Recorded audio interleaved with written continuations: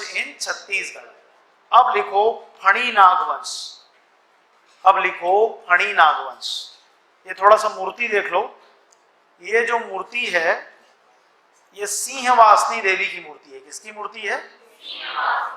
अब इस मूर्ति के बारे में कल एक विशेष बात पता चली कि देवी काली और देवी दुर्गा का संयुक्त रूप भारत में केवल 2 जगह माना गया है।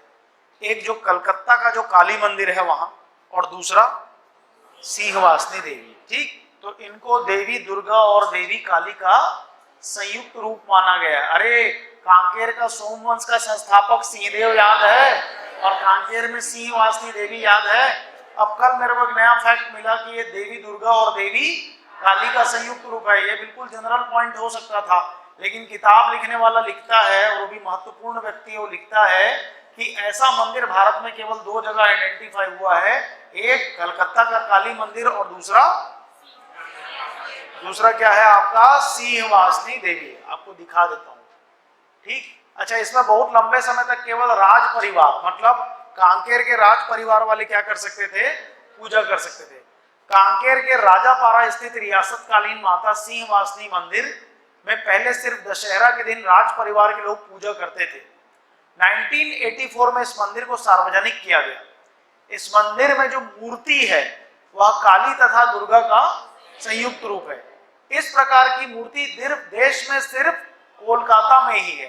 पहले इस मंदिर में बलि देने की परंपरा थी, जो अब क्या हो चुकी है? बंद हो चुकी है। ठीक, तो बाकी सब आपके पढ़ने का जरूरत नहीं है, लेकिन ये फैक्ट जो है वो बड़ा क्या है? इंपॉर्टेंट है। तो इसको आप एक बॉक्स में नोट कर लीजिए। लिखिए, कांकेर में सिंहवासिनी देवी का मंदिर है। कांकेर में सिंहवासिनी देवी का मंदिर है।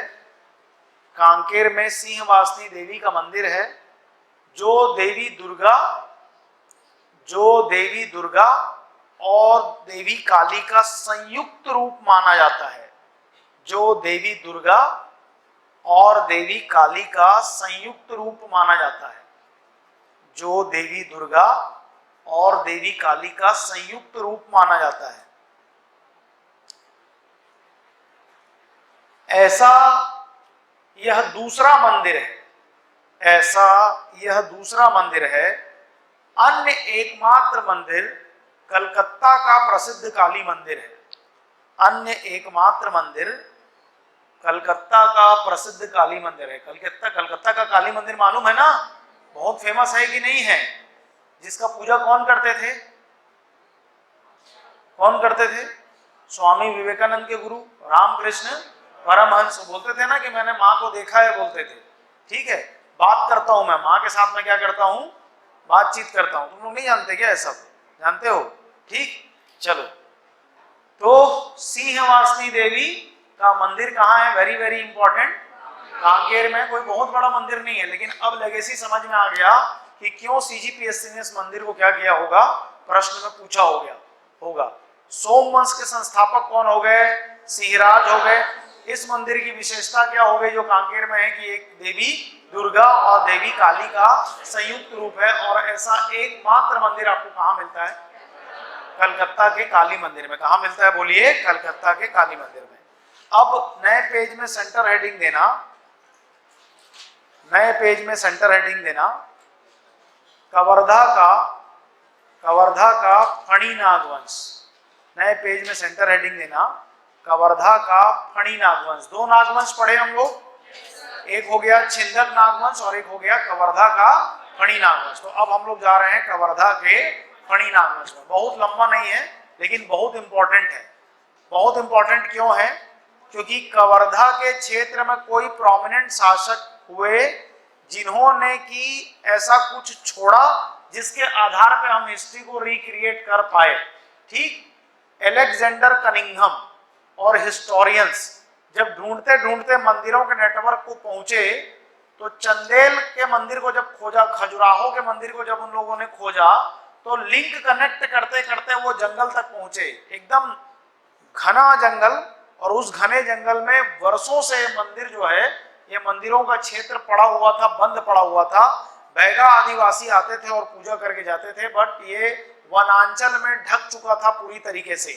एलेक्जेंडर कनिंघम के द्वारा इस क्षेत्र को उजागर किया गया और उनके साथ में आए थे जेम्स पॉजिटर। कौन आया था? जेम्स पॉजिटर। इन लोगों की मेहनत के बाद ये जो क्षेत्र है इसके इतिहास और इसके मंदिर ये लोगों के समक्ष आ सके। तो जब ये मंदिर दिखने लगे, जब जंगलों को काटा गया, घने जंगलों को काटा गया, क्योंकि 15th सेंचुरी के बाद अंग्रेजों के आने का पीरियड लगभग 250-300 साल का वक्त है। 250-300 साल छोड़ दो, अगर आप जंगल को नॉन डिस्टर्बिंग रखोगे और 3 साल के बाद जाओगे तो जंगल इतना फैल जाता है कि वो बहुत ज्यादा डेंस हो जाता है। तो 250-300 साल तक ये जो एरिया है ये छुप चुका था, कवर्धा का वनांचल जो था वो छुप चुका था। हालांकि इनकी डायनेस्टी के लोग थे, लेकिन वो थोड़े ऐसी जगह में शिफ्ट हो गए थे जिसको आज हम लोग कबीर धाम के नाम से जानते हैं। किसके नाम से जानते हैं? कबीर धाम। ये जो क्षेत्र है जहां से फणी नागवंशियों के बारे में जानकारी प्राप्त होती है, ये आज के कबीर धाम जिले से और अंदर 15-16 किलोमीटर आप जब जाएंगे तब आपको ये घने जंगल में पहाड़ों के नीचे ये क्षेत्र प्राप्त होता है। तो 3-4 मंदिर हैं जो कि फणी नागवंशियों के इतिहास के बारे में बताते हैं। एक ये है जिसको बोलते हैं मड़वा महल। क्या बोलते हैं? बोलिए। मड़वा महल में सबसे पहले क्यों बोल रहा हूं कि मड़वा महल का ऑब्जेक्टिव था शादी, ब्याह का मंडप था। क्या था? बोलिए। ब्याह का मंडप। शादी करने के लिए मंडप को बनाया गया था। पर जब शादी करने के लिए इस मंडप को बनाया गया तो इस मंडप में फणी नागवंशी शासकों के फैमिली ट्री, मतलब परिवार के इतिहास, परिवार का इतिहास, फणी नागवंशियों के परिवार का इतिहास या वंश व वंशावली, क्या बोलेंगे इसको? बोलो। वंशावली की जानकारी आपको कहां से प्राप्त होती है? The answer is madua. The answer is madua. कोई बहुत बड़ा महल नहीं है, मंदिर ही है और ऑब्जेक्टिव था यहाँ पे शादी करवाना। शासक की शादी हुई थी, उस शादी के पर्पज से इसको बनाया गया। तो जब हम लोग जैसे शादी होता है तो मड़वा बांधते हैं, उस टाइप का ही इसको बनाया गया था। इसलिए इसका नाम क्या रखा गया? मड़वा महल। तो मड़वा महल अभिलेख से इस महल के बनाने या इस मंदिर के बनाने का ऑब्जेक्टिव तो प्राप्त होता ही है, साथ साथ फणी नागवंश की वंशावली प्राप्त होती है जो 900 एडी से लेकर के 1500 एडी तक चलती है। 900 एडी से लेकर के 1500 एडी तक चलती है। आगे चल करके रायपुर कलचुरी के द्वारा ये हरा दिए जाते हैं और उनकी अधिसत्ता को स्वीकार करके लोग चलते हैं। ये इनके जो आधुनिक शासक रहते हैं, जो रतनपुर कलचुरी के बाद आते हैं, ये अपने आप को शिफ्ट कर देते हैं कहाँ के क्षेत्र में? आज के कबीर धाम के शहरी वाले क्षेत्र में। और इसमें एक बहुत सुंदर महल का क्या किया जाता है? निर्माण, जिसको हम कवर्धा पैलेस के नाम से जानते हैं। किसके नाम से जानते हैं? कवर्धा पैलेस। तो कवर्धा पैलेस अपने आर्किटेक्चर के नाम से छत्तीसगढ़ के जितने भी पैलेस हैं उनमें सबसे सुंदर और सबसे महंगा माना गया है। उसमें उस समय जब इसका निर्माण किया था धर्मराज सिंह ने, किससे किया था? धर्मराज सिंह। उस समय इटली से, फ्रांस से मार्बल मंगवा करके यहाँ पे क्या किया गया था? लगवाया गया था। एक बड़ा सा दरवाजा है, उसको बोलते हैं हाथी दरवाजा। क्या बोलते हैं? बोलो। हाथी दरवाजा। हाथी दरवाजा किस जगह पे है? तो कवर्धा के महल में है। और कवर्धा महल का डिजाइन खुद राजा ने किया था, जिसका नाम था धर्मराज सिंह। क्या नाम था? बोलिए। धर्मराज सिंह। वो लेकिन काफी आगे चल करके है। ठीक। तो आज का कवर्धा जिला, कबीर धाम जिला वनांचल का क्षेत्र है, आदिवासियों का, बैगा आदिवासियों का क्षेत्र है। और यहाँ पर अलेक्जेंडर कनिंघम के द्वारा, उनकी टीम के द्वारा जिस छुपे हुए मंदिर को लोगों के सामने लाया गया, ये पूरा टेम्पल का एक सीरीज मिला, जिसमें हालांकि सबसे बड़ा महल है आपका, सबसे बड़ा जो टेम्पल है दैट इज आपका भोरम देव टेम्पल। कौन सा टेम्पल? भोरम देव टेम्पल। लेकिन जिस डायनेस्टी को ये बिलोंग करता है उस डायनेस्टी की जानकारी जिसमें मिलती है दैट इज आपका मड़वा महल। दैट इज आपका मड़वा महल। ठीक।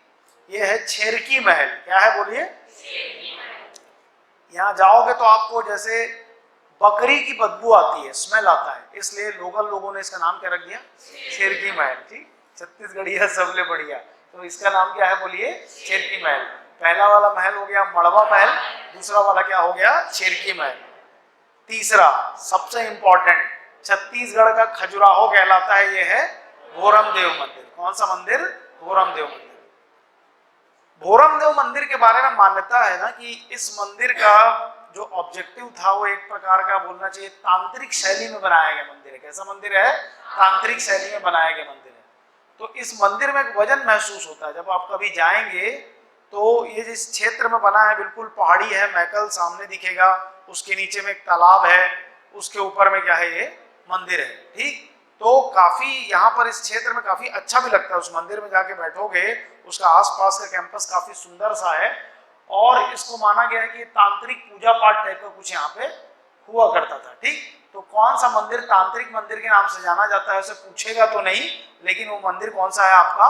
भोरमदेव मंदिर। कई प्रकार की तांत्रिक गतिविधियों से संबंधित मंदिर रहा है, ऐसा बहुत लोगों का मानना है। ठीक, भगवान शिव को समर्पित है। किसको समर्पित है? भगवान शिव को समर्पित है।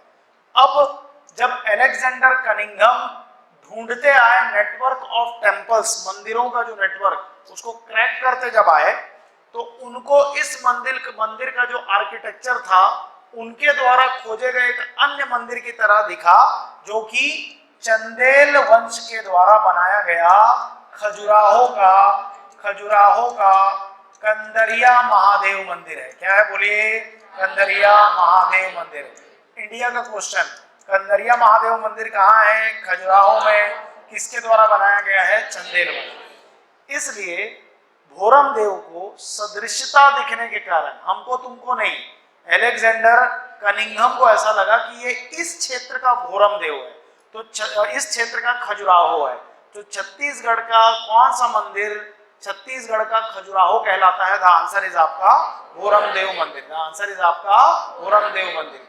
छत्तीसगढ़ का कौन सा मंदिर चंदेल शैली में बनाया गया है? द आंसर इज भोरमदेव मंदिर। द आंसर इज भोरमदेव मंदिर।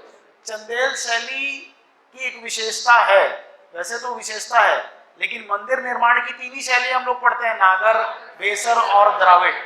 पर जिस आर्किटेक्चर को टारगेट करके बनाया गया है खजुराहो का मंदिर, कई सदृशता आपको कहां पे दिखाई देती है? भोरमदेव के टेंपल में। इसलिए अलेक्जेंडर कनिंघम के द्वारा, जेम्स पोजिटर के द्वारा, अन्य इतिहासकारों के द्वारा छत्तीसगढ़ के भोरमदेव को छत्तीसगढ़ का क्या कहा जाता है? खजुराहो। छत्तीसगढ़ के भोरमदेव के टेंपल आर्किटेक्चर को कई बार बोल दिया जाता है ये किस शैली में निर्मित है? तो आंसर है चंदेल शैली। आंसर क्या है? बोलिए। चंदेल शैली। ठीक, तो चंदेल शैली में निर्मित मंदिर कौन सा है? ये है आपका कंदरिया महादेव। ये मंदिर कौन सा है आपका? कंदरिया महादेव। ठीक, ये मंदिर बहुत बड़ा है। इस मंदिर का नाम है आपका कंदरिया महादेव। कंदरिया महादेव। और हम लोगों के बीच, आम आदमी के बीच, एक खजुराहो के मंदिर के नाम से प्रसिद्ध है। बनाने वाली डायनेस्टी कौन सी है? चंदेल। इस मंदिर को पहले फाइंड आउट करने के बाद में जो नेटवर्क ऑफ एएसआई था उसने ब्रेक किया कि ऐसा एक मंदिर और है। तो सिमिलैरिटी आपको दिख रही है थोड़ी मोड़ी? अरे दिख रहा है कि नहीं दिख रहा है? नहीं भी दिख रहा है तो उतने बड़े महान आदमी को दिखा तो तुमको दिखना चाहिए। बोलो हाँ दिख रहा है। ठीक है, तो टेंपल आर्किटेक्चर में ये वाला मंदिर हो गया आपका चंदेल डायनेस्टी के द्वारा मध्य प्रदेश के खजुराहो में मंदिर बनाया गया, निर्मित कंदरिया महादेव। इंडिया का क्वेश्चन है, कंदरिया महादेव मंदिर किस वंश के लोगों ने बनाया है? चंदेल वंश। कहाँ पे है मंदिर? खजुराहो। छत्तीसगढ़ का खजुराहो किसे कहा जाता है? कबई धाम के मंदिर को। छत्तीसगढ़ का कंदरिया महादेव बोल देगा तो भी आंसर क्या हो जाएगा आपका? भोरमदेव मंदिर। आंसर क्या हो जाएगा? भोरमदेव। तो तीन मंदिर हो गया, भोरमदेव मंदिर, मड़वा महल, छेरकी महल। भोरमदेव मंदिर, मड़वा महल, छेरकी महल। ठीक, अब जब आधुनिक हो गए तो इन्होंने बनाया कवर्धा पैलेस। क्या बनाया? बोलिए। कवर्धा पैलेस। ये तस्वीर है कौन से पैलेस की? आपकी कवर्धा पैलेस। कवर्धा पैलेस को डिजाइन करने वाले डिजाइनर का नाम राजा धर्मराज सिंह। और यहाँ पर एक दरवाजा है, दरवाजा को बोला जाता है हाथी दरवाजा। ये टूरिस्ट लोगों के लिए भी ओपन है और यहाँ पर एक्चुअली कबीरधाम जिले में बालको का एक छोटा सा ऑफिस भी है। मेरा दोस्त वहाँ पर है, पोस्टेड है। तो यहाँ के राजा ने, लोग कुत्ता रखते हैं, वो सांड पाला है।